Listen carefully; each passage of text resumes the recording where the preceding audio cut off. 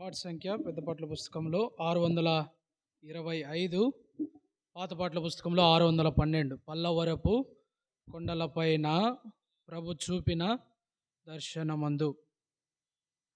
పాత పాటల పుస్తకంలో 612, కొత్త పాటల పుస్తకంలో 625.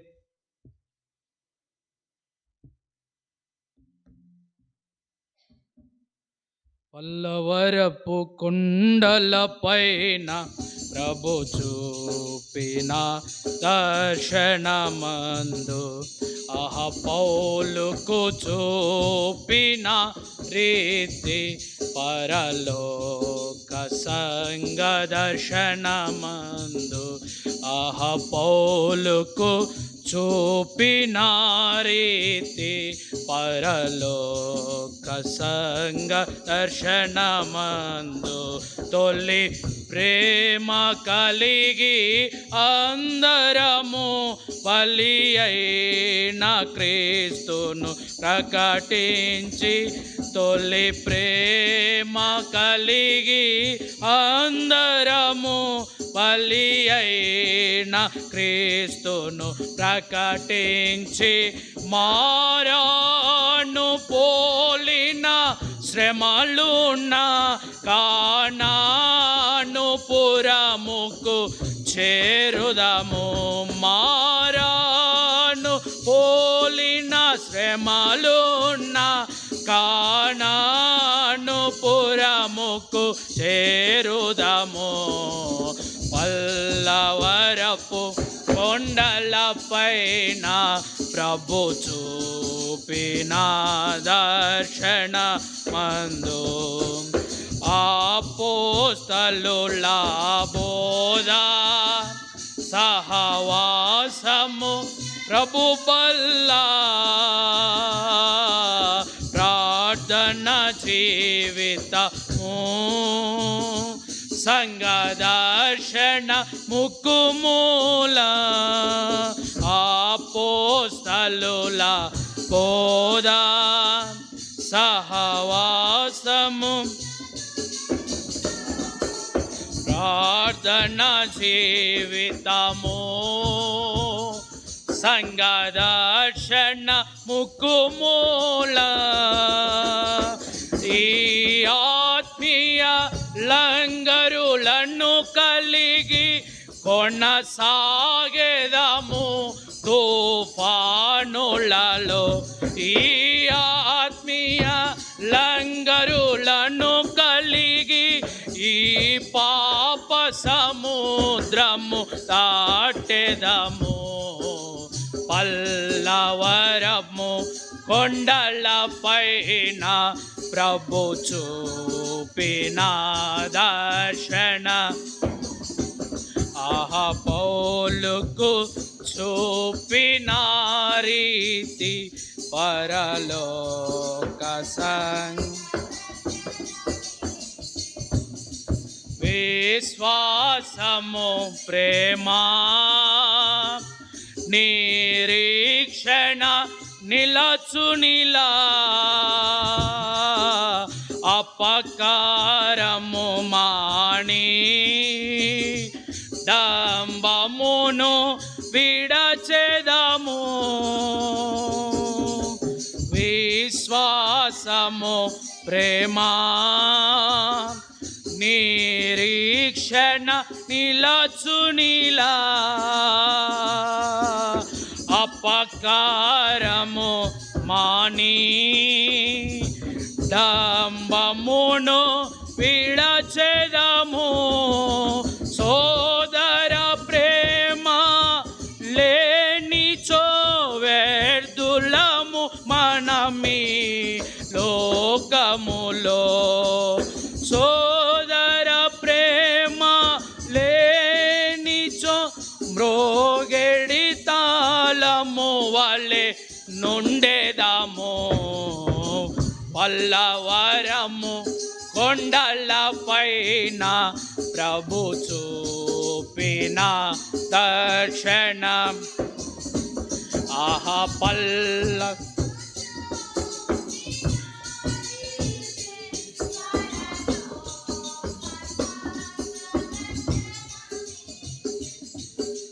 దేవుని చిత్తమును ఎరిగి జీవించెదము.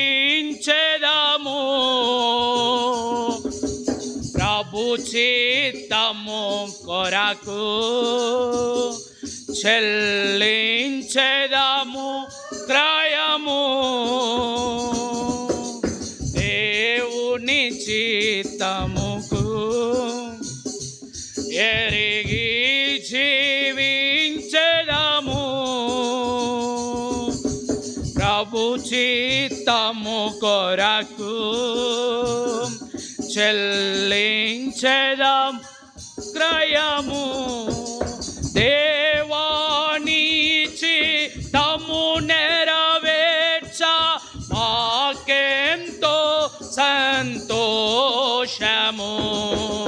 దేవాని చిత్తము నెరవేర్చ నీకెంతో సంతోషము.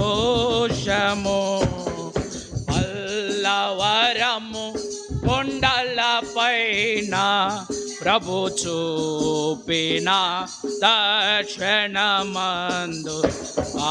పౌలుకు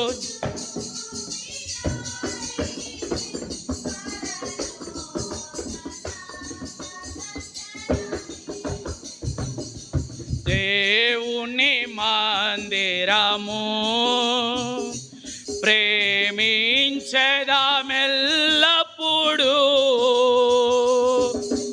దేవుని వాక్యమును ఆలయములో ధ్యానింతుము. దేవుని మందిరము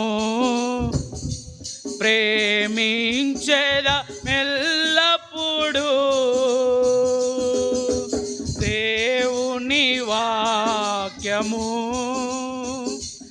ఆలయములో చిరకాలము దేవుని మందిర నివసించి స్తుతించెదము.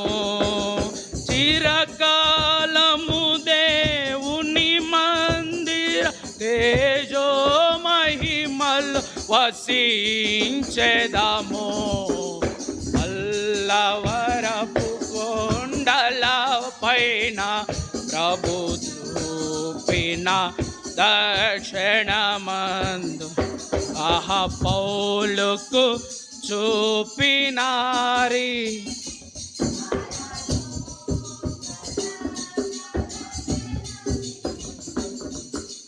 ఆత్మతో సత్యముతో నిజారాధన కలిగి యథార్థ హృదయముతో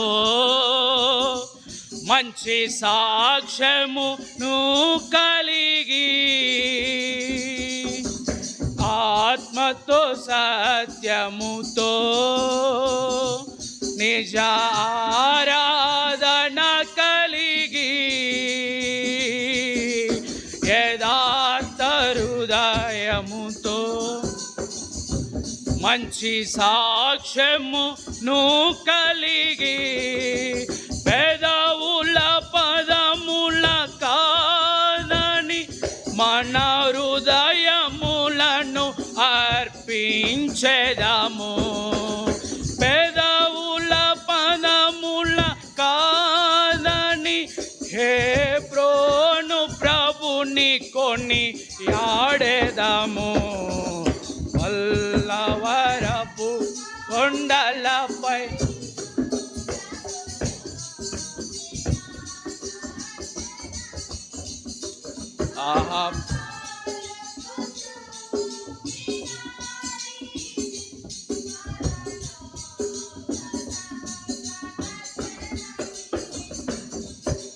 చెప్పన సఖ్యమును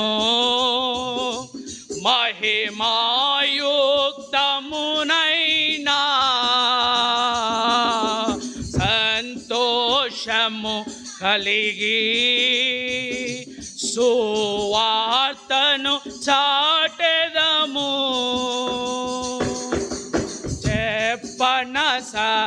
సంతోషమును మహిమాయుతమునైనా సంతోషము కలిగి సువార్తను చాటెదము. ఆకాశము క్రింద ఏ నామమున రక్షణ లేదని చాటెదము. ఆకాశము క్రింద యేసు నామమునే పాప క్షమాపణ కలుగునని పల్లవరము కొండల పైన ప్రభు చూపిన దర్శనమందు. ఆహా,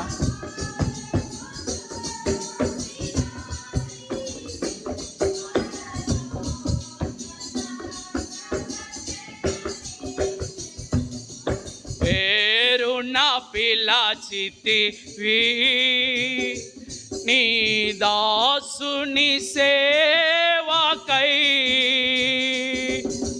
సార్వత్రికమందు సంగములను ఏర్పరచా.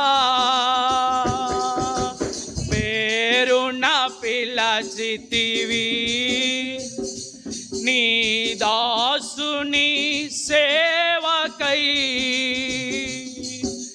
సార్వత్రికమందు సంగములను ఏర్పరచా. స్వములతో మేము ఆత్మీయ తండ్రిని స్మరింతుము. ఆనంద బాష్పములతో మేము ఆయన పోలి నడచెదము.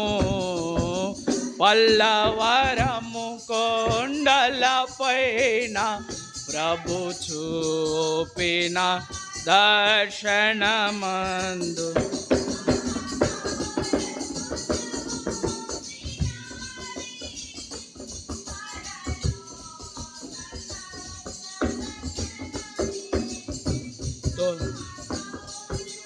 చూపిన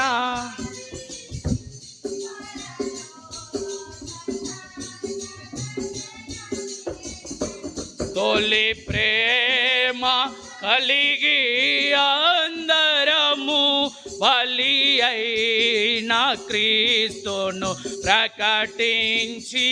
తొలి ప్రేమ కలిగి అందరము బలి అయిన క్రీస్తును ప్రకటించి మారాను పోలిన శ్రమలు నా కానాను పురముకు చేరుదము. రాను పోలిన శ్రమలు నా కానాను పురముకు చేరెదము. పల్లవరము కొండల పైన ప్రభు చూపిన దర్శనమందు.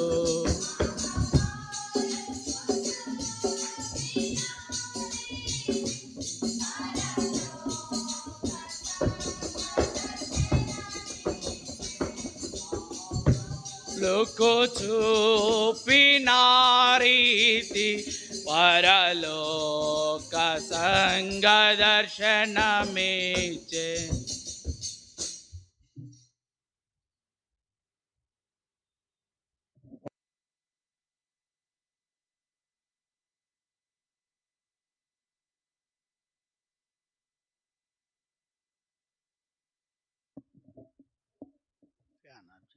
ఈ పాట 20 నిమిషాలు పట్టింది, పెద్ద వచనాలు కాబట్టి ఒక్క పాటతోనే స్టాప్ చేసినాం. ఎందుకంటే 7:30 అయితేనే మీ మనసు అంతా ఎక్కడ పోతుందంటే టైం వైపు పోతుంది. అర్థమైందా? సరే రండి, ద్వితీయోపదేశ కాండము బైబిల్ స్టడీ నిమిత్తమై మనము ధ్యానిస్తున్న దేవుని వాక్యాన్ని 33వ అధ్యాయం, ద్వితీయోపదేశకాండము 33వ అధ్యాయము, దయచేసి 29వ వచనము అందరం కలిసి చదువుకుందాం. 29వ వచనము మనము అందరము కలిసి ఈ భాగాన్ని చదువుకుందాం. 33, 29 అందరం కలిసి చదువుకుందాం. చదవండి. ఇశ్రాయేలు, నీ భాగ్యం ఎంత గొప్పది! యెహోవా రక్షించిన నిన్ను పోలినవాడు ఎవడు? ఆయన నీకు సహాయకరమైన కేడెము, నీకు ఔన్నత్యమును కలిగించు ఖడ్గము. నీ శత్రువులు నీకు లోబడినట్లుగా వారు వేషము వేయుదురు, నీవు వారి ఉన్నత స్థలములను త్రొక్కుదువు. రండి, ప్రభు సహాయం కొరకై ప్రార్థన చేద్దాం. మోకరించండి. మా ప్రేమగల తండ్రి, పరిశుద్ధుడైన మా గొప్ప దేవ, నీ ఘనమైన నామను బట్టి వందనములు స్తోత్రాలు చెల్లించుకుంటూ మీ పాసందికి వస్తున్నాం. మా తండ్రి, గదినాల్లో మా నాయన మా ప్రియ సహోదరుడు ఎన్డి గారు తనకిచ్చిన అద్భుతమైన పాటలు పాడే ఈ యొక్క ప్రత్యక్షత, ఆ యొక్క మంచి తలాంతును బట్టి వందనాలు. తన దైవజనుడు భక్ష్యం గారికి అనుగ్రహించబడిన ఆ దర్శనము మా నాయన అపోస్తుల బోధ సహవాసం రొట్టె విరిచిన ప్రార్థన చేయటం ఏడితే కలిగి ఉండే దాని మీద పల్లవరపు కొండలో అనే ఈ యొక్క పాటను మీరు చక్కగా ప్రభని దాసుని ద్వారా మీరు మాకు అనుగ్రహించినందుకు వందనాలు. తిరిగి మనైనా రాత్రికాల సమయంలో బైబిల్ స్టడీ కొరకై నీ వాక్యం చెంతకు వచ్చి ఉంటుండగా దేవా, మీరే మాట్లాడుతురండి. మీ స్వరం మాకు వినిపించండి. ఆత్మీయమైన సత్యాలు మాకు బోధించండి. దేవా, వాక్యం ద్వారా మా ఆత్మీయ జీవితాలను కట్టండి. మీరు ఆకడి కొరకు సిద్ధపరచండి, కనికరించండి. వచ్చిన వారిని బట్టి వందనాలు. రావాల్సిన వారిని నడిపించమని, మహిమను పొందమని యేసుక్రీస్తు వారి పరిశుద్ధమైన నామములో మీ దాసుని మీ రక్త ప్రోక్షణ కిందికి తెస్తూ మీ పునరుద్ధానపు యొక్క శక్తితో నింపి మహిమను పొందమని యేసయ్య నామములో స్తుతించి ప్రార్థించి అడిగి వేడుకుంటున్నాము తండ్రి, ఆమేన్. దేవుని బిడ్డలారా, ఈ ద్వితీయోపదేశ కాండములో దైవజనుడైన మోషే మృతి పొందక ముందు ఇక్కడ ఉన్న ఇశ్రాయేలీల ప్రజలను దీవించగలుగుతున్న విధానమును గురించి మనం ధ్యానించుకుంటూ వస్తూ ఉంటున్నాం. కాబట్టి ఆయన దైవజనుడు మోషే తాను ఇశ్రాయేల్ ప్రజలను ఎలాగనో దీవించగలుగుతుంటున్నాడో ఆ సంగతిని మనం ఇక్కడ ధ్యానించుకోగలుగుతుంటున్నాం. మొట్టమొదటిగా రూబేను గురించి మనము ధ్యానిస్తూ వచ్చి ఉంటున్నాం. కాబట్టి రెండవదిగా 7వ వచనములో యూదాను గురించి ధ్యానించాం. మూడవదిగా ఇక్కడ లేవిని గురించి ధ్యానించాం. కాబట్టి పోయిన వారము లేవి అనగా అర్థమైంది హత్తుకొనుట అనే యొక్క మాట మీద కొన్ని సంగతులను మనం ధ్యానించుకుంటూ వచ్చినాం. అయితే ఈరోజు కూడా కొన్ని సంగతులను మనం ధ్యానిద్దాం. ఈ లేవిని గురించి ఇక్కడ రాయబడిన సంగతి ఏంటంటే 2వ లైన్లో చూడండి, చదవండి. 8వ వచనం చదవండి. 8వ వచనం, లేవిని గురించి ఇట్లా నేను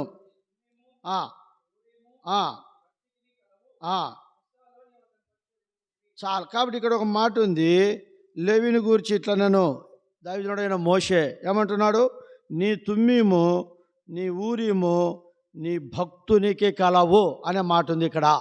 రాత్రికాల సమయంలో తుమ్మీము, ఊరీము, నీ తుమ్మీము, నీ ఊరీము అనే ఈ మాటలు ఇవి ఏమిటి, దాని అర్థాలేంటి అనేది దేవుని యొక్క వాక్యంలో మనము చూడనే ఉంటున్నాం. దేవుని బిడ్డలారా, ఇక్కడ యాజకులు అతి పరిశుద్ధ స్థలంలోకి వారు వెళ్ళేటప్పుడు వారు ధరించవలసిన ఆ యొక్క వస్త్రముల మీద ఇవి 2 రాళ్ళు, తుమ్మీము, ఊరీము అనేది ఏంటివి? రాళ్ళు. ఆ రాళ్ళు ఇక్కడ పతకము ఈ యొక్క వస్త్రం మీద అవి ఉంటాయన్నమాట. ఆ రాళ్ళను గురించి, ఆ రాళ్ళకు పేరు పెట్టారు. మనం ఇప్పుడు లోకంలో కూడా రాళ్ళకు పేర్లు ఉన్నాయి. రాళ్ళకి ఏమున్నాయి? పేర్లు ఉన్నాయి. అలాగనే ఇక్కడ కూడా ఈ తుమ్మీము, ఊరీము అనేది ఆ భక్తునికి, ఆ లేవీనికి అవి కలవని దేవుని యొక్క వాక్యంలో చూస్తుంటున్నాం.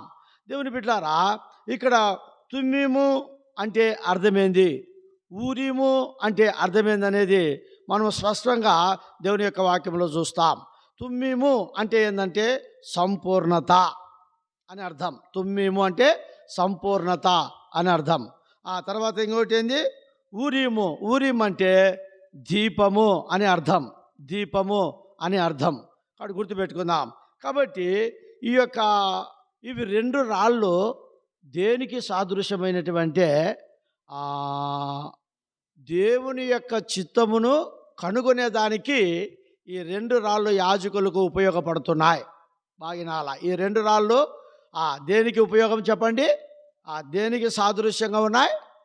దేవుని యొక్క చిత్తమునకు. దేవుని యొక్క అంటే యాజకులు ఈ రెండు రాళ్ళ ద్వారా దేవుని చిత్తమును కనుగొని సంపూర్ణముగా వారు వెలిగింపబడిన వారై దేవుని చిత్తమును కనుగొనేవారని దీని అర్థం. సో మనము కూడా దేవుని బిడ్డలముగా ప్రభువులో సంపూర్ణులముగా ఉండి వెలిగింపబడిన వారమై దేవుని చిత్తమును ప్రతి విషయంలో కనుగొనే వారముగా ఉండాలనేది ఈ రాత్రి దేవుడు మనకు మాట్లాడుతూ ఉంటున్నాడు. కాబట్టి ఈ నిర్గమాకాండములో ఆ యొక్క యాజకుడు ధరించినప్పుడు ఎక్కడ ఉండేది ఆ రాళ్ళు చూస్తాం. రండి 28వ అధ్యాయం చూడండి. నిర్గమాకాండం 28 దయచేసి చదవండి. 30వ వచనం 28, 30. 29 కూడా వెళ్ళున్నప్పుడు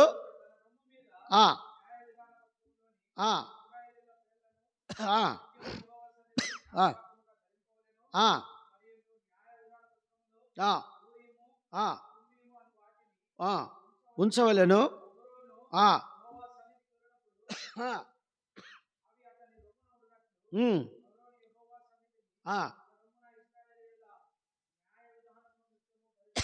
అది కాబట్టి ప్రియ సహోదరుడా సహోదరి, అహరోను యాజకుడు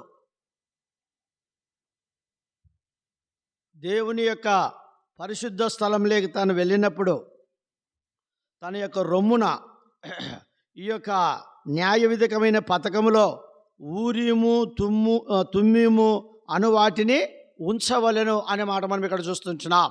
అలాగన వాటిని కలిగి ఈ వ్యక్తి ఎక్కడికి వెళ్ళాలంట? యెహోవా సన్నిధిలోనికి వెళ్ళాలా. చెప్పండి, ఎక్కడికి వెళ్ళాలా? యెహోవా సన్నిధిలోకి వెళ్ళాలా. కాబట్టి ప్రియ సహోదరుడా సహోదరి, మన జీవితంలో దేవుని యొక్క చిత్తమును సంపూర్ణముగా తెలుసుకునే వారంగా మనం ఉండాలా. అది ఈ రాళ్ళు రెండు, ఊరీము తుమ్మీము అనేటివి, ఇవి రెండు ఒక రాళ్ళు, ఒక్కొక్క రాయి. అయితే అవి ఎందుకు ప్రధాన యాజకునికి ఈ రొమ్మున దట్టిన కట్టబడి ఉంటాయంటే అది యాజకునికి అవి ఖచ్చితంగా ఉండాలా. దేవుని సన్నిధిలోకి వారు అవి ధరించిన వారముగా కలిగిన వారుగా వారు ఉండాలా. చూడండి, ఎజ్రా గ్రంథంలో కూడా చూస్తాం. 8వ అధ్యాయం, ఎజ్రా గ్రంథం 8వ అధ్యాయం చూడండి. ఎజ్రా గ్రంథం 8వ అధ్యాయం 8వ వచనం. ఎజ్రా 8:8 చదవండి. ఎజ్రా గ్రంథం 8వ అధ్యాయం 8.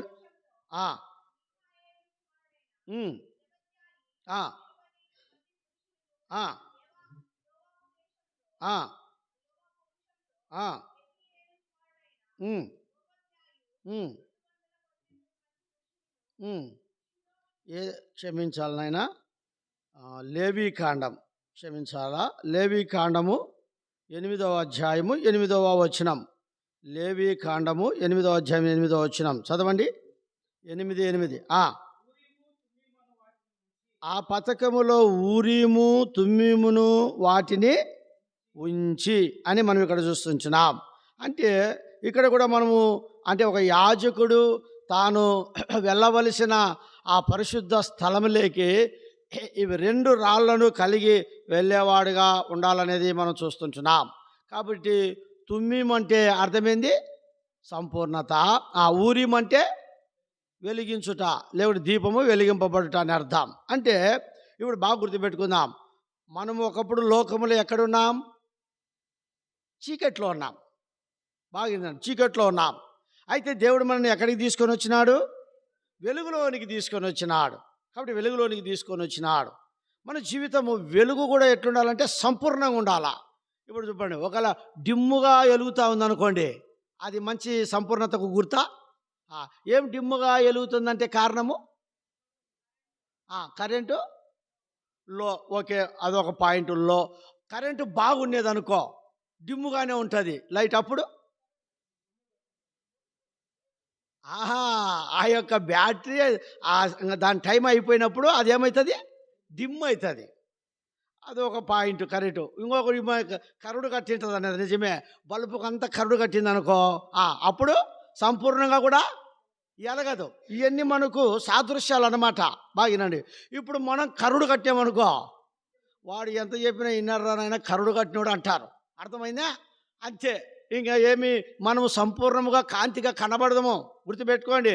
అలాగనే లైటు ఆ యొక్క అన్న చెప్పినట్టు దాని యొక్క టైం అయిపోయినప్పుడు అది డిమ్ అయిపోతుంది, గుర్తుపెట్టుకుందాం. అలాగనే కరెంటు ఉత్పత్తి ఉండవలసినంత ఆ యొక్క గేజ్లో రాకపోతే కూడా డిమ్ అయిపోతుంది. సరే, ఏదేమైనా కానీ వెలిగింపబడిన మనము సంపూర్ణమైన వెలుగు కలిగిన వారమై దేవుని యొక్క చిత్తమును ఎరిగే వారముగా మనం ఉండాలనేది మాట్లాడుతూ ఉంది దేవుని యొక్క వాక్యం. రండి, ఎఫెసీయులకు రాసిన పత్రిక 1వ అధ్యాయం 17వ వచనం చదవండి.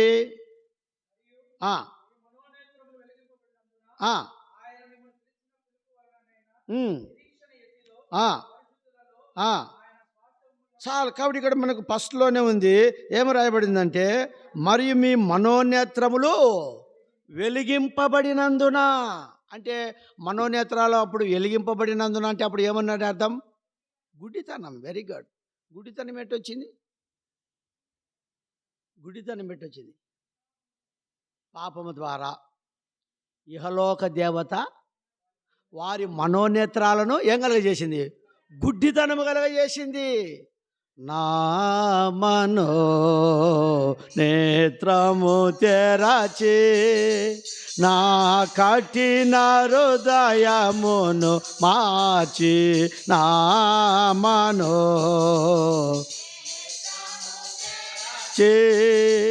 నా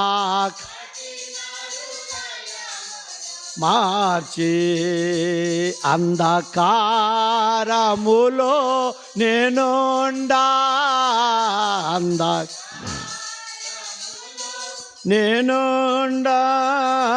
వెదకి నన్ను రాక్షి చేతివి నా మనో నేత్రము తెరచి నా.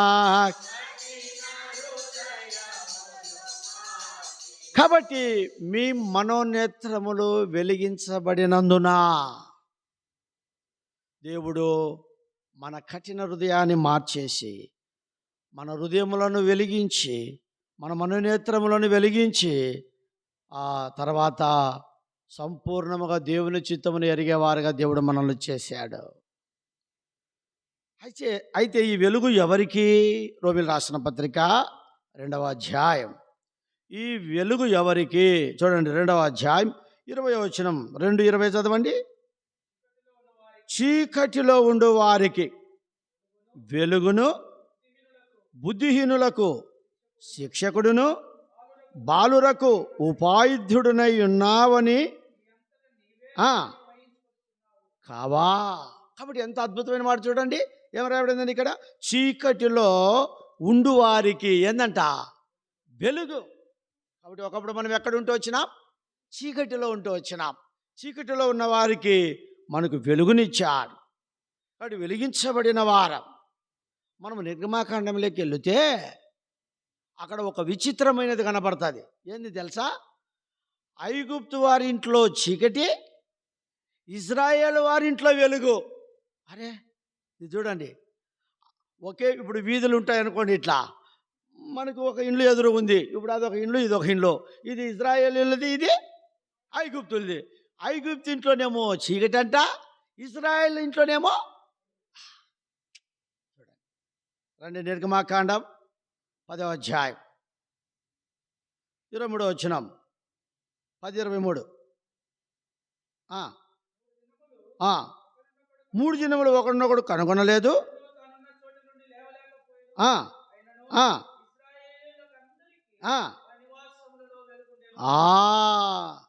ఇజ్రాయేలీలో వారి నివాసములలో ఏముందంట? మనలోనే కాదు, ఇంకా ఎక్కడ? ఇంటిలో. నివాసం అంటే మనం నివసించేది ఇంటిలో నివాసంలో. చూడండి. కాబట్టి ప్రియ, అంటే వెలిగింపబడిన వాడు. ఇప్పుడు ఒక టార్చ్ లైట్ మనం తీసుకొని పోతాం, అది వెలుగుతూ ఉంటుంది. ఎక్కడ చీకట్లో ఎక్కడికి పోయినా అది వెలుగుతానే పోతుంది. అంటే దీని అర్థం ఏంటంటే, వెలిగింపబడిన మనము ఎక్కడికి వెళ్ళిన మనలో నుండి ఏం కనపడాలా? వెలుగు కనపడాలి. లేవీయులు అలాంటి వారు. ఊరీము తుమ్మిం అనేది అలాంటి సాదృశ్యము కాదు. వెలిగింపబడిన వారు గ్రహింపును కలిగిన వారై, వివేచన కలిగిన వారైగా ఉంటారు. ఆ వెలిగింపబడిన వారు, గ్రహింపు లేని వారు, వివేచన లేని వారు ఏమంటారంటే ఏమంటారంటే ఒక మాట, అందరూ ఒకటేనండి, బోధకులంతా ఒకటేనండి, తర్వాత అది వాక్యమే కదా, అంతా వాక్యం ఒకటేనండి అంటారు. సరే, దానికి నేను ఒక మాట చెప్తా. వాక్యము దేనికి గుర్తు? వెలుగు గుర్తు, పాలకు గుర్తు. చెప్పండి, దేనికి గుర్తు? పాలకు గుర్తు. పాలన్నీ ఒకటేనండి. పాలన్నీ ఒకటేనా? పాలన్నీ ఒకటేనప్పుడు జిల్లెడ పాలు తాగరాదు? అవి జిల్లెడ పాలే కదా. ఈ ఆవు పాలు అయిపోయి జిల్లెడ పాలు అయిపోయాయి. చూడండి, నేటి దినాల్లో ప్రజలు అంటే గ్రహింపు లేదు, వివేచన లేదు. ఈ బోధ ఏంది, వాక్యం ఏంది అర్థమయ్యే స్థితిలో బోధించే వాళ్ళు లేరు. తర్వాత ఆయనతో మనకే పడిందండి. వాక్యం అంతా ఒకటే, పాలంతా ఒకటే. పాలు ఒకటి అన్నప్పుడు జిల్లెడ పాలు తాగరాదు? సరే, మనుషులంతా ఒకటండి, సేవకులంతా ఒకటి, మనుషులంతా ఒకటేనంటే వాడు కుష్ఠరోగి కూడా మనిషే కదా. కుష్ఠరోగి ఎవరో మనిషే కదా. వాడు తీసుకొని వస్తాడు. ఏం తీసుకొని వస్తాడు? ఒక లడ్డు తీసుకొని వస్తాడు. తీసుకురాదు? మనుషుడేగా. అరే, భాగ్య వివేచన ఉందే, గ్రహింపు ఉందే, రోగం ఉందని చూడండి, ఏమో ఉన్నాయి. అయితే దేవుని బిడ్డలారా, అక్కడే అందుకే మన హృదయంలో బాగా వెలిగించబడినటివిగా ఉండాలి. వెలుగులో సంపూర్ణత కలిగిన వారంగా ఉండాలి, గ్రహింపు కలిగిన వారంగా ఉండాలి, వివేచన కలిగిన వారంగా ఉండాలి. కాబట్టి ప్రభు కొరకు మనం ఎలాగున్నాం ఏంటి అనేది మనం ఎరుగుతూ రావాలి. అందుకే నేటి దినాల్లో అబద్ధ ప్రవక్తలు, అబద్ధ బోధకులు చాలామంది అంత్య దినములలో బయలుదేరినారు. గుర్తుంచుకుందాం. దీన్ని మనం వివేచించాలా. ఈయన ఎవరు? సేవకులంతా ఒకటే అనుకోవద్దు, లేకుంటే బోధకులంతా ఒకటే అనుకోవద్దు, వాక్యమంతా ఒకటే అని మనము ఇలాగనే వెళ్ళిపోయినామంటే ఎంతో మన జీవితం చీకటి అయిపోతుంది. అందుకే భక్తుడైన యోహాను రాస్తాడు పత్రికలో, చూడండి, 1 యోహాను 4:1 చదువునైనా. 1 యోహాను 4:1 త్వరగా. 1 యోహాను 4:1 చదువు.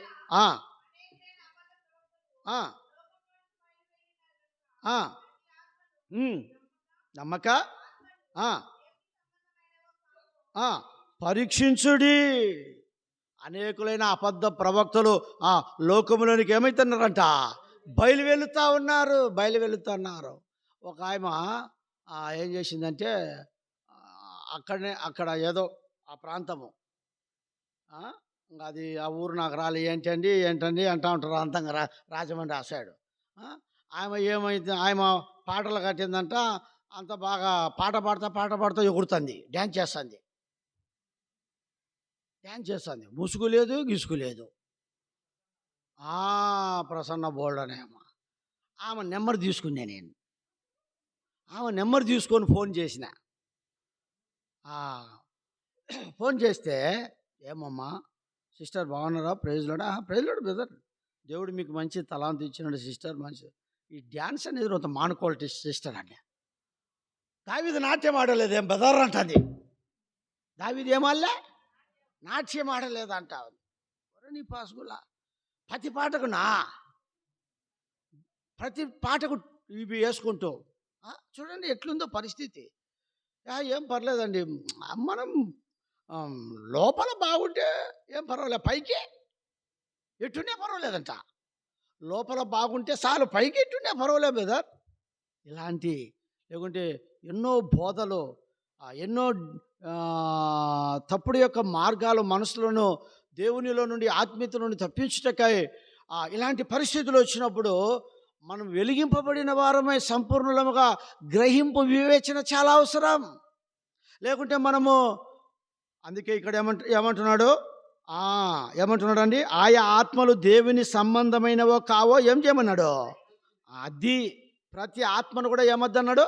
నమ్మక. పరీక్షించేవారుగా ఉండాలా.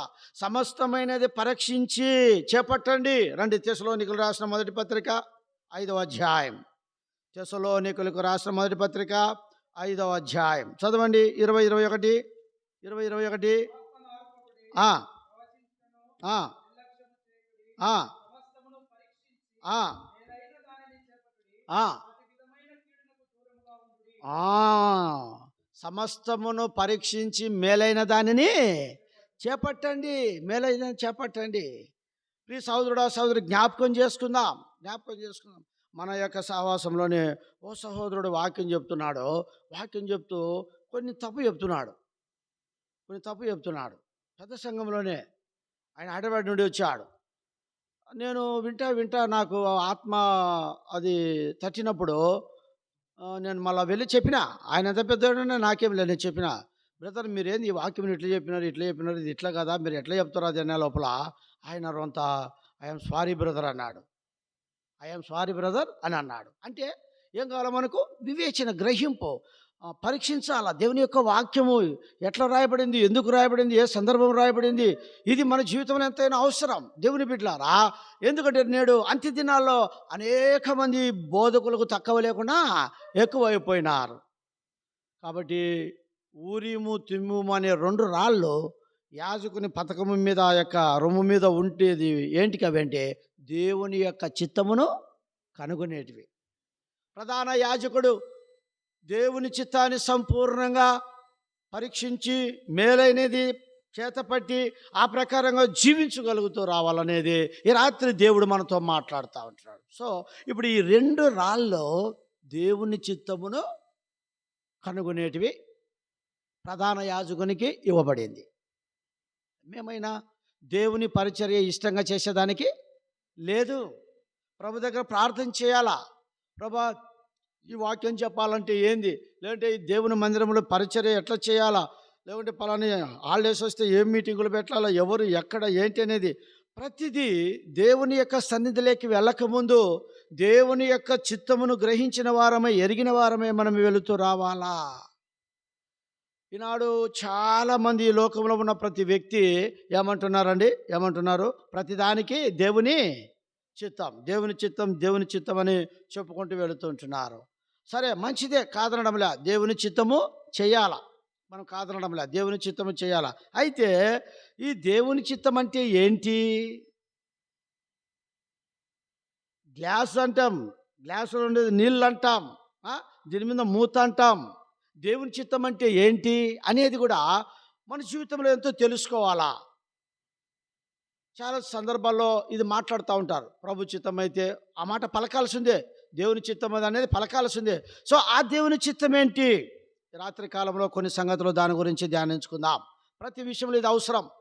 కుటుంబంలో, వ్యక్తిగతంగా, సంఘముగా, లేకుంటే నీ ఉద్యోగ రీతిగా, నీ వివాహ జీవితంలో, లేకుంటే ప్రతి పరిచర్య విషయంలో ప్రతిదిని ఇది దేవుని చిత్తమా కాదా అనేది మన జీవితంలో గ్రహించేదాని కొరకై దేవుని యొక్క వాక్యమును మనము బాగా చదవాలా.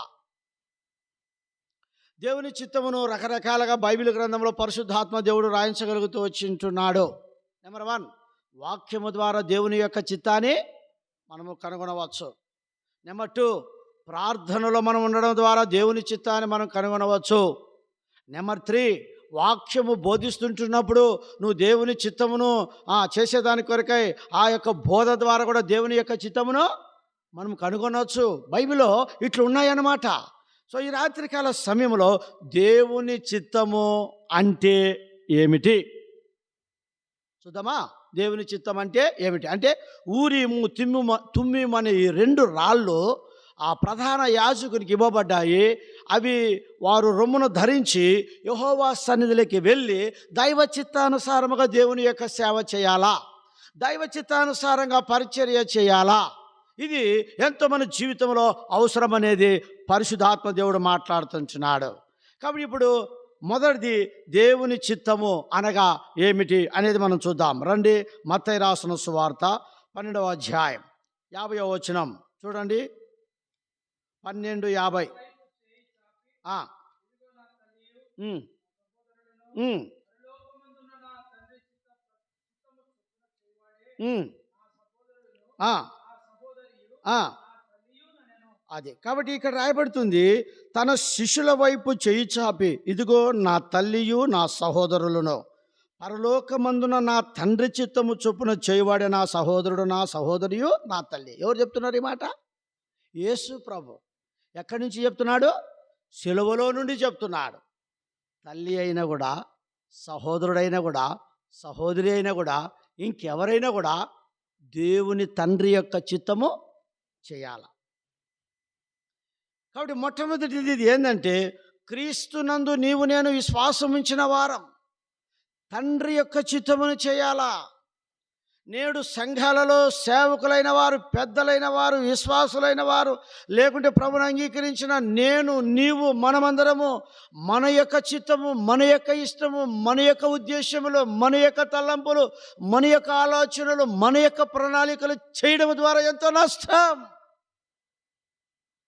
దేవుని ఉద్దేశములు, దేవుని చిత్తము, దేవుని సంకల్పములు చేసిన తర్వాతనే దేవునికి మహిమ. అది ఏదైనానో సరే. కాబట్టి ప్రభు అంటున్నాడు ఇక్కడ మొట్టమొదటిగా, దేవుని చిత్తము అంటే ఏమిటంటే, నా తండ్రి చిత్త ప్రకారము చేయువాడే నా సహోదరుడు, నా సహోదరి, నా తల్లి. ఇది మొట్టమొదటి యొక్క పాయింట్. అర్థమైందా? కాబట్టి మనమందరము తండ్రి యొక్క చిత్తం చేయాలా. ప్రభా, నేను ఈ చదువుకి వెళ్ళాలన్నా నీ చిత్తమా కాదా? ప్రభు బయలుపరుస్తాడు. ప్రభు దగ్గర అడిగితే, ప్రభా నేను యొక్క వివాహము చేసుకోవాలన్నా లేదా, తండ్రి యొక్క చిత్తం దేవుడు బయలుపరుస్తాడు. ప్రభా నాకు ఈ ప్రమోషన్ కావాలన్నా లేదా, ఇది నీ చిత్తం. ఇదిగో నేను ఇక్కడి నుంచి ఇంకొక ప్లేస్కి వెళ్తున్నా, ఆ ప్లేస్కి వెళ్ళడం నీ చిత్తమా కాదా? ప్రభుని అడగడం. ప్రభు మాట్లాడతాడు. ప్రభు యొక్క ఉద్దేశాలు సంపూర్ణంగా బయలుపరుస్తాడు. చూడండి, నేను నిజంగా చెప్తున్నా, నాకు ఇక్కడికి వచ్చే విషయంలో ఇక్కడ జరిగే గొడవలు ఏం చెప్పలే, వాళ్ళు ఏం చెప్పలే. కానీ నాకు పోస్ట్ మ్యాన్ జరుగుతూ ఉంది. వీళ్ళు నెల రోజులైంది చెప్పినారు, పంపలే. ఒకరోజు ఆదివారము నువ్వు పరిచయకు పోవాలా నందలూరుకు అన్నారు. సరే నేను వెళ్తా, ఓకే అన్నా. సండే వెళ్ళాలా, ఆ బ్రదర్ అక్కడికి వెళ్తాడు, పంపించే చోటికి నువ్వు పరిచయం చూసుకొనిరా అని అన్నారు. సరే రాత్రి 9:30 గంటలకు 10 గంటలకు మళ్ళీ ఫోన్ చేసినారు, నువ్వు రావద్దు, ఇక్కడ పరిస్థితులు బాగలేవంటేనే. ఓ అమ్మ ఏదో ఉందిరో స్వామి ఆడ అని అనుకొని ఇంకా నేనేమైపోయినంటే పూర్తిగా డ్రాప్ అయిపోయినా. నేను రావాలనేది నాకు ఇంకా లేదు. నేను చెప్పాను, మేము కూడా ఇంట్లో మాట్లాడుకున్నాము, ప్రభా ఒకవేళ మేము వెళ్ళేది నీ చిత్తమైతే మా డైలీ పోషన్, మా కుటుంబ ప్రార్థనలో నువ్వు వాక్యము, దానికి పరిచర్యకు సంబంధించి నేను వెళ్ళేది, దాని గురించి నువ్వు మాట్లాడితే ఇది నీ చిత్తమని నేను నమ్ముతా. నీ చిత్తం ఉన్నప్పుడు ఏ పరిస్థితుల్లో వచ్చినా నేను దాన్ని ఎదుర్కోగలను, చేయగలను. నీ చిత్తం లేకపోతే అది కాదని ఇంక మేము పూర్తిగా కట్టుకున్నామని మూటలు ఇప్పి పడేసినాం. వాస్తవంగా కట్టుకునేటని చెప్పండి విప్పేసి సర్దుకుంటే ఇంకా నేను ఫోన్ చేయను హెబ్రోన్కు, నేను వాళ్ళకు ఫోన్ చేయను, పాల్ బ్రదర్ కూడా నేను ఫోన్ చేయను, ఎవరు ఫోన్ చేయను. వాళ్ళు చేసినారా ఓకే అని. అప్పుడు మేము ప్రార్థనలో ప్రభు దగ్గర కనిపెడితే డైలీ పోషన్ వాక్యం ద్వారా దేవుని చిత్తం అన్నాడు కదా. నిర్గమాకాండం 23వ అధ్యాయంలో అక్కడ ఉంది చూడండి, 23వ అధ్యాయం చదవనైనా అన్నమాట. 20 నుంచి చదవండి. ఇదిగో నిర్గమ 23:20, ఇదిగో త్రోవలో నిన్ను కాపాడి నేను సిద్ధపరిచిన చోటుకు నిన్ను రప్పించుటకు ఒక దూతను నీకు ముందుగా. ఇక్కడ ఏముందండి? నేను సిద్ధపరిచిన చోటుకు నిన్ను రప్పించుటకు అంటే ఈ కర్మేలను దేవుడు నా కోసం ఏం చేశాడంట? అరే ఇదేంద్ర స్వామి గలాటలు ఉన్నాడు, ఏందో అయ్యో నన్ను సిద్ధపరిచినాడంట. ఏం సిద్ధపరిచినాడు నాయన, ఇదేంది నాయన ఊరికెళ్ళా మాట్లాడినాడే అని మేము అనుకున్నాం. మా వాక్యం ఏమో ఇటు వచ్చింది, ఏం చేయాలా? దేవుడు ఇక్కడ సిద్ధపరిచినాడు. కింద వచ్చినాం లేఖరా అండి. వినవలను, రేపవద్దు, పరిహరింపడు. 22 విని ఎడల 23 వెళ్ళుచు ఆ, ఆ, ఆ. వీళ్ళందరూ ఎవరు? దేవుని యొక్క శత్రువులు. వీళ్ళు దేవుని యొక్క, వీళ్ళ గురించి ఒక్కొక్కరి గురించి ఒక్కొక్క మెసేజ్ ఉంది. ప్రభుత్వం అయితే బైబిల్ స్టడీలో కంటిన్యూ చేస్తాం దీని గురించి కూడా. అర్థమైందా? చూడండి, దేవుడు అప్పుడు ఈ వాక్యం నాకు వస్తానే, పరిశుద్ధాత్మ దేవుడు నీకు నేను సిద్ధపరిచిన చోటయ్యా అది. నీకు ముందు నేను ఎవరిని పంపినా? దూతను పంపిన. అందుకే మేము ఆ ప్రార్థన చేస్తూ వచ్చినాం. అంటే నేను ఎందుకు చెప్తున్నానంటే, దేవుని చిత్తమును సంపూర్ణముగా మనము లోబడినప్పుడు, గ్రహించి లోబడినప్పుడు మనకు హృదయంలో ఏ కలవరము ఉండదు. మాకు అప్పుడు ఈ వాక్యం మాట్లాడినప్పుడు ప్రభు ఈ వాక్యానికి లోబడతాం, వెళుతాం, ఏ పరిస్థితి అయినా. ఇది అయిన తర్వాత మరుసటి రోజే ఫోన్ చేసినాడు, పాలన్న అన్న మీరు బేస్తారం మనం ఖచ్చితంగా వెళ్ళాల్సిందన్నా, నేను వస్తున్నానన్నా. అంటే చూడండి, ప్రభు తన దూతను ముందు పంపి నేను సిద్ధపరిచిన చోటుకు నిన్ను నేను తీసుకొని వెళుతున్నాననే మాట, ఇది దేవుని చిత్తమని సంపూర్ణంగా దేవుని యొక్క ఆత్మ ద్వారా నాకు ఆ గ్రహింపుకు తీసుకుని వచ్చినాడు. సో ఇప్పుడు మొదటిది నేనేం చెప్తున్నానంటే, తండ్రి యొక్క చిత్తమును మనం నెరవేర్చాలా. అర్థమైందా? రెండవది, దేవుని బిడ్డలారా, పరిశుద్ధత కలిగి ఉండడమే దేవుని చిత్తం. రండి, 1 తెస్సలోనికలకు రాసిన పత్రిక 4వ అధ్యాయం 3వ వచనం. 1 తెస్స 4:3 చదువునైనా.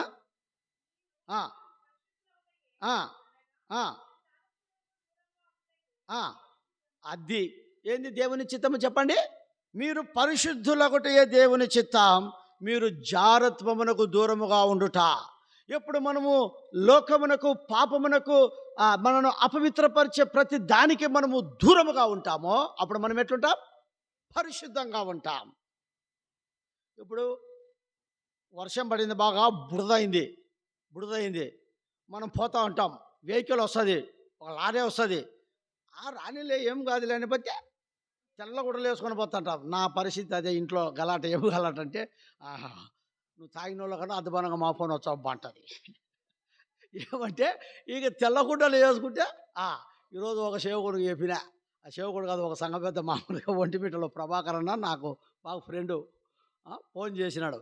ఫోన్ చేసి ఏం నిన్న కడపకు రాలేదన్నాడు. అంటే లేదు నేను బట్టలు మార్చినా అన్నా. బట్టలు మార్చినా అని అంటే ఏం బట్టలు అన్నా?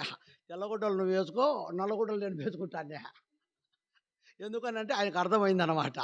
ఆయనకు అర్థమైంది. అంటే ఇక ఎందుకు ఇది చెప్పకూడదు, మళ్ళీ లైవ్లో అంతా వెళ్ళిపోతుంది. సరే, సబ్జెక్ట్ మళ్ళీ మాట్లాడేస్తా దాని గురించి. దేవుని బిడ్డలారా, చూడండి, మన బురద ఉంది, మనం వెళ్తున్నాము, లారీ వస్తుంది, లారీ బురద దొక్కినప్పుడు మన మీద ఏం పడుతుంది అంటే, ఇప్పుడు దాని నుండి మనం ఏమైపోవాలా? దూరం అయిపోవాలా. అదే అర్థం.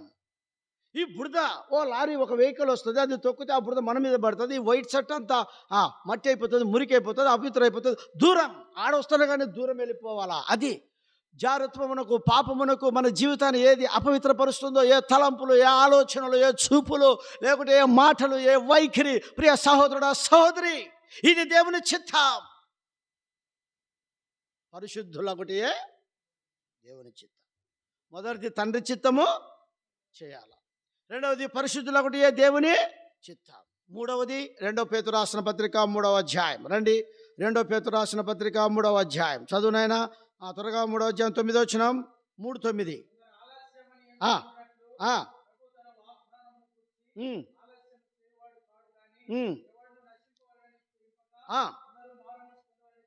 కోరుచు.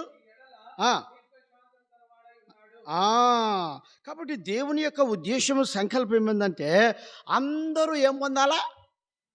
మారు మనసు పొందాలా, రక్షణ పొందాలా. ఇది దేవుని యొక్క ఉద్దేశం. అంటే పర్యాయ పదాలు. దేవుని చిత్తం అనే దానికి పర్యాయ పదాలు. తలంపు, ఉద్దేశము, కోరిక, ఆలోచన, ప్రణాళిక అనేది ఇవన్నీ పర్యాయ పదాలు. సో ఇక్కడ దేవుని యొక్క ఉద్దేశం ఏంటంటే, దేవుని యొక్క చిత్తం ఏంటంటే ప్రతి వ్యక్తి ఏం పొందాలా? మారు మనసు పొందాలా. ఇది దేవుని చిత్తం. కాబట్టి దేవుని చిత్తం అంటే ఏమిటనే దాని గురించి ఇక్కడ మీకు అర్థమయ్యేలాగా చెప్తున్నా. సహోదరుడైనా, సహోదరి అయినా, తల్లి అయినా, తండ్రి అయినా ప్రతి ఒక్కరము తండ్రి యొక్క చిత్తమును చేయాల. రెండవది పరిశుద్ధంగా జీవించడమే దేవుని యొక్క చిత్తం. మూడవది అందరూ రక్షణ మారుమనసు పొందడమే. ఇది బాగానే ఉంది. రక్షణ పొందుతారు, పొందినాం, దేవుని చిత్తం. పరిశుద్ధంగా ఉంటాం, దేవుని చిత్తం. తండ్రి యొక్క చిత్తాన్ని కలిగి చేయాలా, ఓకే. అవును బ్రదర్, నేను మారుమనసు పొందిన, దేవుని చిత్తం. పరిశుద్ధంగా జీవిస్తున్నా, దేవుని చిత్తం. తర్వాత తండ్రి యొక్క చిత్తమును నేను నెరవేరుస్తున్నా, మంచిదే. అయితే ఒక సందర్భంలో మనము దేవుని చిత్తమైన దానికి తప్పిపోతూ వస్తుంటున్నాం. రండి, తెస్సలోనికీయులకు రాసిన మొదటి పత్రిక 5వ అధ్యాయం 18వ వచనం. 5:18. మొదటి తెస్సలోనికీయులకు 5:18 చదివి. ప్రతి విషయం అందును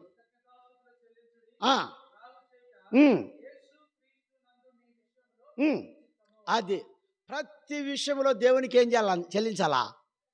థ్యాంక్స్. ఏం చెల్లించాలా? ప్రభా, రాత్రంతా మమ్మల్ని మా కుటుంబాన్ని కాపాడినావు, నీకు థ్యాంక్స్. అక్క ప్రార్థన చేసేప్పుడు ఇలాగ చేస్తుంది, ప్రభా నీకు థ్యాంక్స్ అంటుంది. అంటేనే మాకు నవ్వు వస్తుంది అనమాట. అంటే ఇంగ్లీష్ పదం ఆడుతుంది. ప్రభా మాకు అన్నం ఇచ్చినావు, థ్యాంక్స్ అంటే తెల్లారుజామున లేసి ఇదే మొదలు పెడుతుంది అనమాట. ఇంకా మన ఇద్దరు లేయాల్సిందే. ఇది మంచి హలారం మాకు. ఆమె ప్రార్థన మాకు మెలకవు అనమాట. ఎందుకంటే నాకు సపరేట్ రూమ్ లేదు, వాకిలు వేసుకునే వాకిల్ది అదే బాత్రూంలోకి పోవాలి కాబట్టి. సరే, అంటే ఇది వాస్తవమే. అయితే మనం థ్యాంక్స్ ఎప్పుడు చెప్తాం? ఏదన్నంటే ఏదిక మనకు అవసరమైంది, మనం అనుకునింది కదా. అంటే ఇంకా కొన్ని, నీకు ఇండ్లు లేదు, ఇండ్లు ఇచ్చాడు, ఇంకా ఏం థ్యాంక్స్ చెప్తావో. ఉద్యోగం లేదు, ఉద్యోగం ఇస్తాడు, థ్యాంక్స్ చెప్తావు. ఇంకా పెళ్ళి అయింది, పిల్లలు లేరు, పిల్లల్ని ఇచ్చినాడు, థ్యాంక్స్ చెప్తావు, పెద్దటికి చెప్తావు. అయితే చిన్న ఇక్కడ ఏముంది? ప్రతి విషయములో దేవుని చిత్తం నీయడం మనం తప్పుతున్నాం. ప్రతి విషయంలో అది ఏదైనా సరే మనము దేవుని చిత్తమున, ప్రభా నీకెంతో వందనములు స్తోత్రం అయ్యా, ఈ బట్టలు ఇచ్చినావు నీకు థ్యాంక్స్, లేదంటే ఈ ఆహారం ఇచ్చావు నీకు థ్యాంక్స్, ప్రభా నాకు నా పిల్లల విషయంలో ఇది చేసినావు థ్యాంక్స్. ప్రతిదీ దేవునికి కృతజ్ఞతాస్తుతులు చెల్లించి. ఇది చాలామంది చేయరు.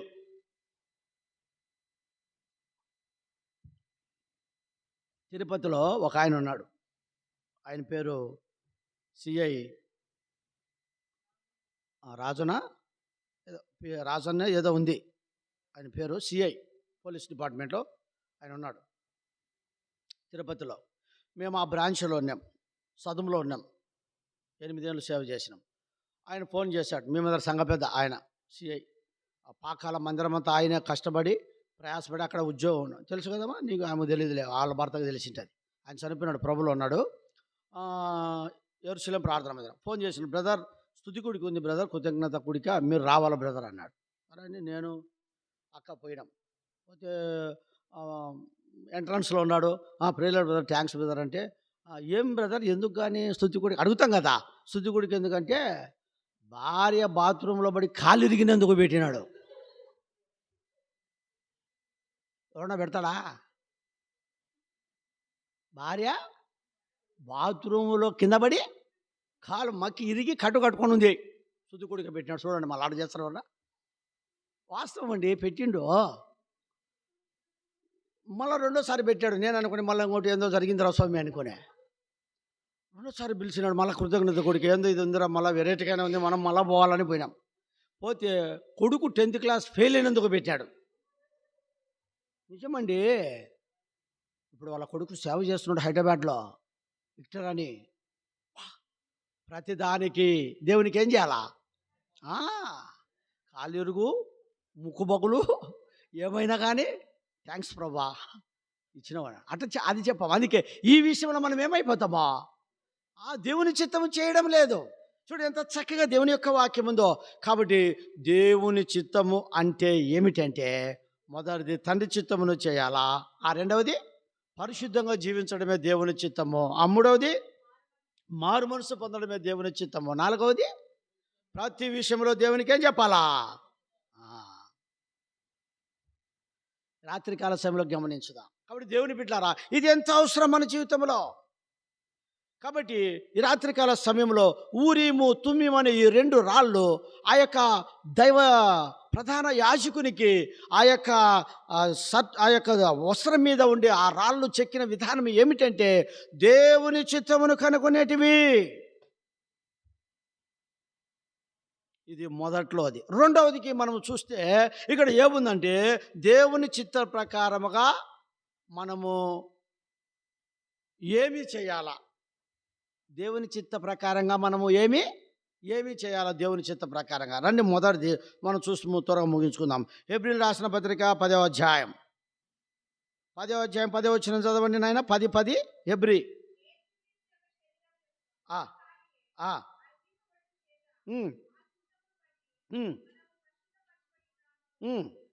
చాలు. కాబట్టి యేసుక్రీస్తు ప్రభుల వారు ఒక్కసారే శరీరమందు మన కొరకే ఏమైనాడండి, అర్పించబడ్డాడు. ఆ చిత్తమును బట్టి మనం ఏం చేయబడినాము, పరిశుద్ధపరచబడి ఉన్నాము.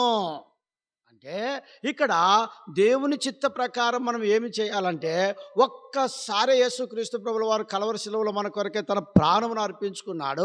ఆయన రక్తము ద్వారా మనల్ని కడిగినాడు, పరిశుద్ధపరిచినాడు.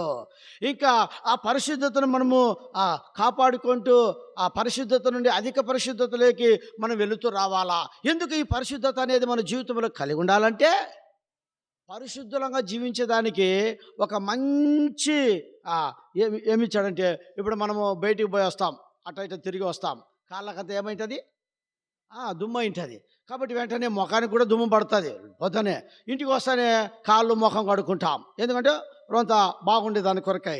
అలాగనే ప్రతిరోజు యేసుక్రీస్తు ప్రభుల వారు తన రక్తమును మన కొరకు ఇచ్చాడు. ఒక్కసారి కలవరి శిలువలో అర్పించబడినప్పటికీ ఆయన రక్తము దినదినము నిన్ను నన్ను పరిశుద్ధపరచబడే దాని కొరకాయ ఆయన కలవరి శిలువలో అలాగను చేస్తూ వచ్చినాడు. పరిశుద్ధంగా జీవించే మనము రెండవది ఏం చేయాలంట, రోమీయులకు రాసిన పత్రిక 12వ అధ్యాయం. రోమీయులకు రాసిన పత్రిక 12వ అధ్యాయం చదవండి. 2వ వచనం 12:2 చదువు.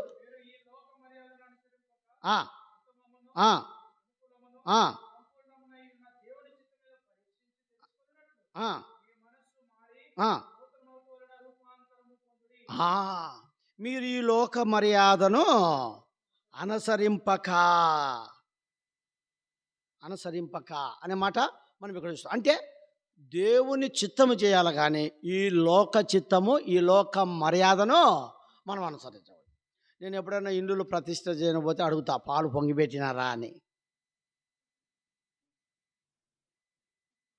పొగపెట్టాలి కదా, దేనికి పొగపెట్టాలా, ఏడ రాయబడింది పొగపెట్టేదానికి.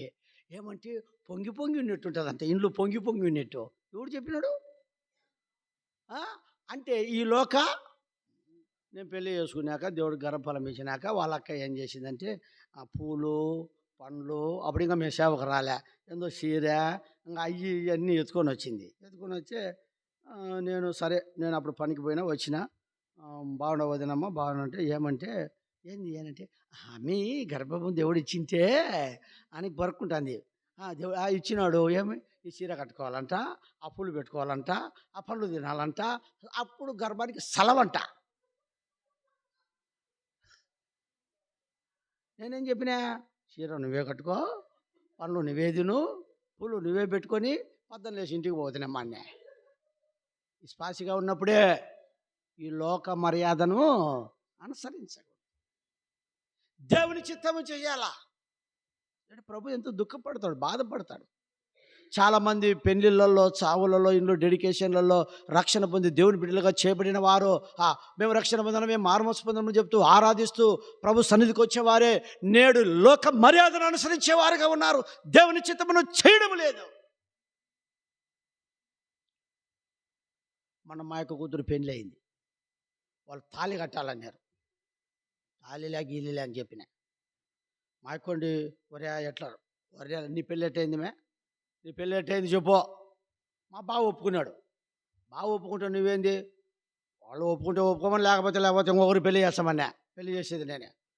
తీరా పెళ్ళి రోజు తాళి కట్టాలని వాళ్ళు ప్రయత్నం చేసినారు. మాట్లాడింది ఒకటే మాట, అట్టే ఉండాలా. మా వాళ్ళు పల్లెలలో అది అనుకుంటారు ఇది అనుకుంటారనే, ఏదనుకున్నా నథింగ్, ఒప్పుకోలే నేను. ఏమన్నా నథింగ్, ఒప్పుకునేదిలే. కావాలంటే పెళ్ళి అయిపోయినా మీ ఇంటికాడ ఏమైనా కట్టుకోకండి, మాకు సంబంధం లే. ఇంతమంది మేము సేవకులము, లేకుంటే ఇంతమంది ఉన్నారు, ఏం అది కడతాయినా నేను అన్నీ ఆ పాపను మరేమను ఆ పిల్లగాని అమ్మను. మీ వదిన సంసారము ఏమన్నా మూడు ముళ్ళు లేకుంటే పోయిందా, మీ అన్న ఏమన్నా ఇడిపోయినాడా చెప్పు అని అన్నా. ఏంది ఇదంతా అవసరం లేదు. లోక మర్యాదను మనము అనుసరించకూడదు, దేవుని చిత్తాన్ని చేయాలా. అప్పుడు దేవుడు నీ విషయంలో నా విషయంలో ఎంతో ఆయన సంతోషించేవాడుగా ఆనందించేవాడుగా ఉంటాడు. ఊరిము తుమ్మిము అనేవారు ఈ రెండు రాళ్ళు మనకేమి నేర్పిస్తున్నాయంటే దేవుని యొక్క చిత్తము. ఇప్పుడు ఎందుకంటే టైం అయిపోతుంది, కాబట్టి ఇంకొక మాట చూసుకొని మనం ముగించుకుందాం. దేవుని యొక్క చిత్తమును జరిగిస్తే బాగా వినాలి, ఇది ఇంపార్టెంట్. 2 మాటలు చెప్పి ముగి. దేవుని చిత్తం అంటే ఏంటి, దేవుని బిడ్డలమైన మనము ఈ లోక విషయాల్లో ఎట్లుండాలా, ఇంకా ఎన్నో సంగతులు ఉన్నాయి, సమయం లేని బట్టి. 3వ పాయింట్లోకి వస్తే, ఈ దేవుని చిత్తమును జరిగించినవనుకో మనకు బెనిఫిట్ ఏంటంటే, ఆశీర్వాదం ఏంటంటే, రండి దేవుని వాక్యంలో 2వ యోహాను రాసిన పత్రిక 5వ అధ్యాయం 14. 2వ యోహాను 5:14 చదువునైనా. 2వ యోహాను 5:14 చదవండి. 1 యోహాను క్షమించు 1 యోహాను 5:14 చదువునైనా. ఏదనగా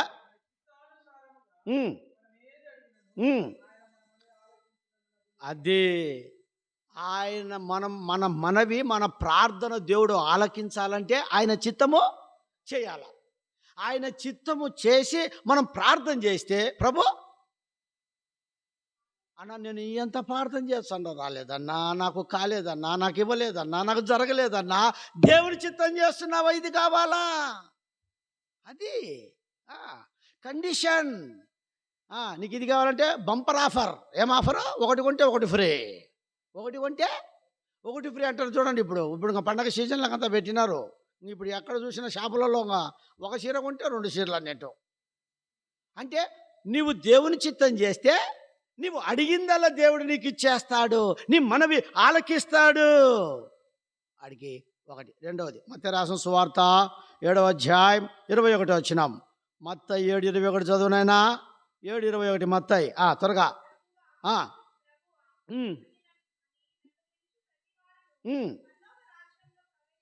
కానీ అది తండ్రి చిత్త ప్రకారము చేస్తేనే మనం ఎక్కడికి వెళ్తాం, అది కదా. చూడండి, ఉందే కదా, అది బెనిఫిట్. మొదటిది ఆయన చిత్తం చేస్తే మనం ఏమడిగినా ఇస్తాడు. 2వది ఆ తండ్రి చిత్త ప్రకారం చేస్తే మనకేముంది, పరలోకం. అది ఈ లేవికుండే ఊరిము తిమ్మిము అనే రాళ్ళు మనకు నేర్పించే ఆత్మీయమైన సత్యాలు.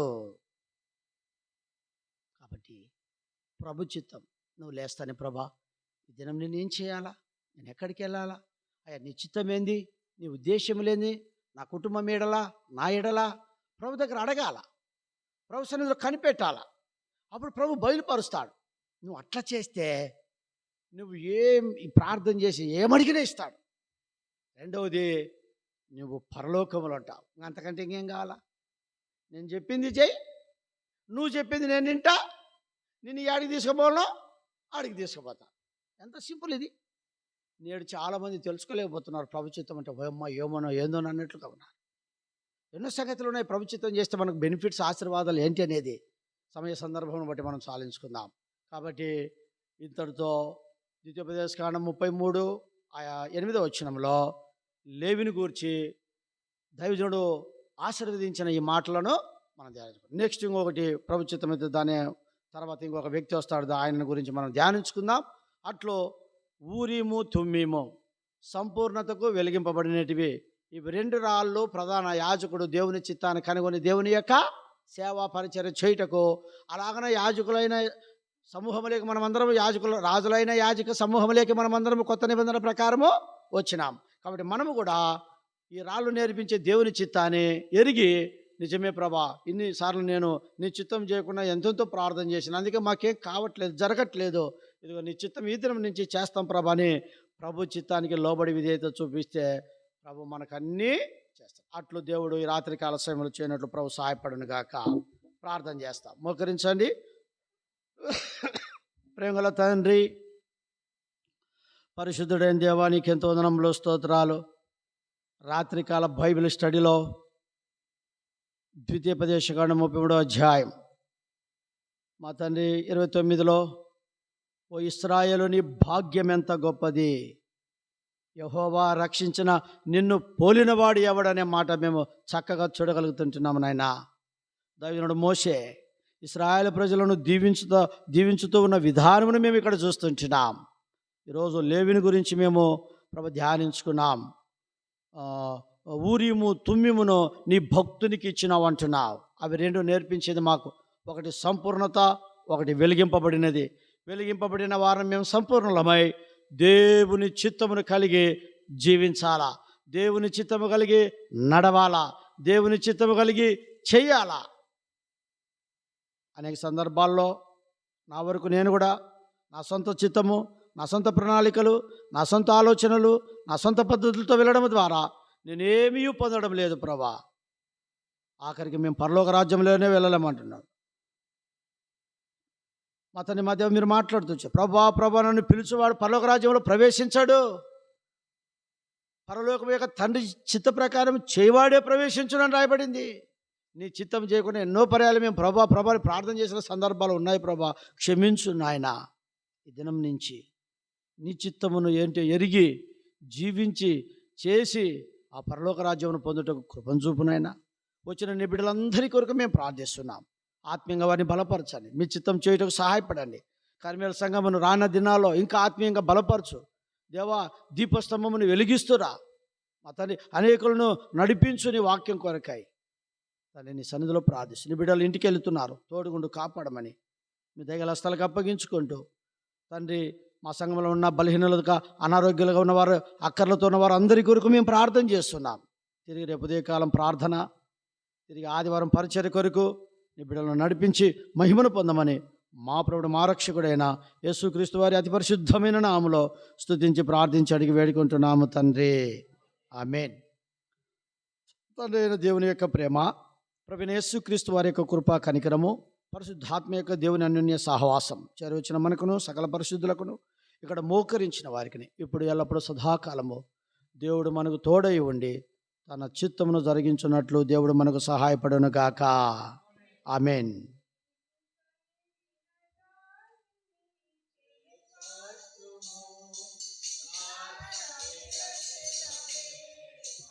జాగ్రత్త పడు, జార విడిచెదవేమో, జతపడు. Praise the lord.